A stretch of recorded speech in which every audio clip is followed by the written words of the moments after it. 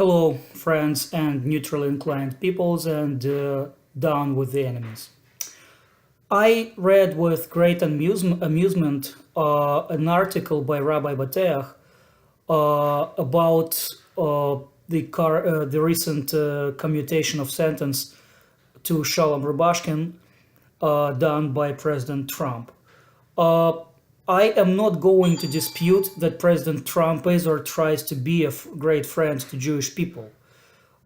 Sometimes, though, there is a right and wrong way to be such a friend. If we take the two recent acts by President Trump uh, of acts of friendship to our people, I don't know if those acts were committed in the best possible way and at the best possible times. The recognition of Jerusalem as Israel's capital is a case kind of similar to the Talmudic case of some rabbi ultimately losing faith in God and in Judaism when he saw a boy trying to return fallen chicklets back to the nest, falling down in process and failing to return to save those baby birds and hurting himself. So the rabbi thought, there is no reward for righteousness in this world. President Trump recognizes Jerusalem as Israel's capital in accordance with a Congress resolution of 22 years ago, does something that was supposed to be done long time ago, recognizes these things as they should be and pretty much are. And what do we get? We get increase in violence. We get a vote in United Nations of 128 to 9 decrying this move. United Nations, you can like it, you can hate it, but the fact is that the restoration of Jewish state was an act of United Nations itself. And seeing Israel in a position kind of similar to murderous Assad regime or to apartheid South Africa and other such outcast states, that does not please me. And I don't know whether this move by President was justified and effective at this time in history.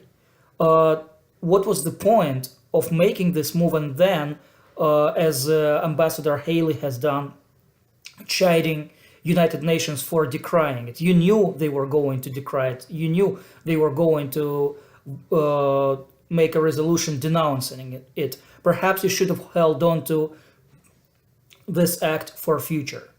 But let's talk about Rubashkin case. People are saying that Rubashkin should not have gotten such a harsh sentence as he did. People are even claiming that his prosecution and sentence were somehow cases of discrimination and anti-Semitism. Rabbi Boteach even has said that, pointed out that Rubashkin is a non-violent father of 10.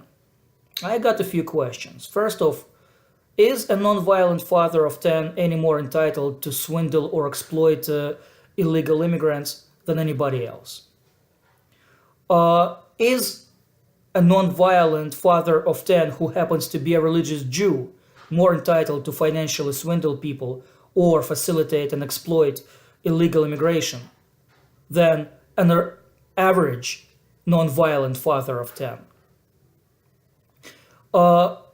Is it really a case of discrimination when a person is defended by such powerful law team, one of whose members is a former US Solicitor General?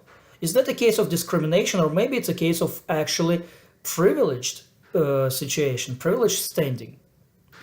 Is it really a friendly act towards Jewish people to release a clearly avid Jewish wrongdoer, commute his sentence, do it so publicly, provoke such wild celebrations on the Jewish street, and quite possibly make a few other folks think the Jews get treated more lightly and favorably than others? I would like to hear, if anything, when people are saying that Rubashkin got stricter sentence than others in similar situation, what exactly other similar situation are we talking about? Because I do not remember such a case. Yes, he was not persecuted for the illegal immigration related offenses, but that only because his case was dismissed without prejudice, meaning that the authorities reserved the right to get to that case anytime they want. At least that's my understanding of this term, without prejudice, in American legal system. But I also would like to point out that, in my opinion, the attitude exhibited by much of Jewish street, at least religious Jewish street, religious Jewish community, to this situation is quite outrageous, and, to be honest, I think constitutes a perversion, a perverted understanding of what Judaism is all about. We always say that Jews are chosen not to be privileged, not for better treatment than others, but exactly for opposite, for harder mission, for being light unto the nations. And in this vein, first off, it's actually quite fair if we get treated unfairly. Because if you set yourself apart and claim to be bearing higher standards, you should be treated accordingly. You should be also measured by higher and harder standards. From that standpoint, you could even say that if a Jew swindles government or investors or whoever out of tens of millions of dollars, or dabbles in illegal immigration, he should get actually harder punishment than a non-Jew doing the same thing. And definitely release of somebody who happens to be a major offender, who happens to be a religious Jew, should not be a cause for celebration. It should be a cause for solemn self-reflection. We should take this man, bring him somewhere deep within the religious Jewish community, and hope he never sticks his nose out again. Hope nobody ever beyond his immediate family and friends hear of him. That is of Mr. Rubashkin. The people say that everybody in that business, the meat production or whatever, uses illegal immigrant labor, or used to do. That's not a difference at all. If the way things are is not the way they should be, that's a reason to strive to make them the way they should be. I also would like to point out that from the standpoint of President Trump, to get back to him for a second, it's very hypocritical to campaign and come to power on the banner of fighting illegal immigration, and then to commute the sentence of a major illegal immigration related wrongdoer. Although we all know that President Trump is only after President Trump's interests. And personally, I can forgive just about anything to him just for supplying Ukraine with lethal weapons, so President Trump can be left out of this. I'm talking about our relation and our attitude towards what happened. I do not share this celebratory mood that I see in quite a few of our people regarding this commutation.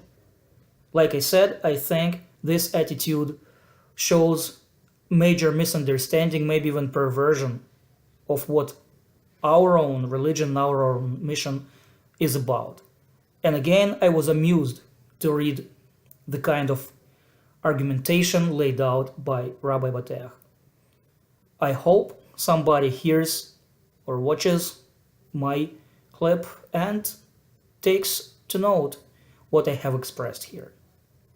Thank you and have a good day.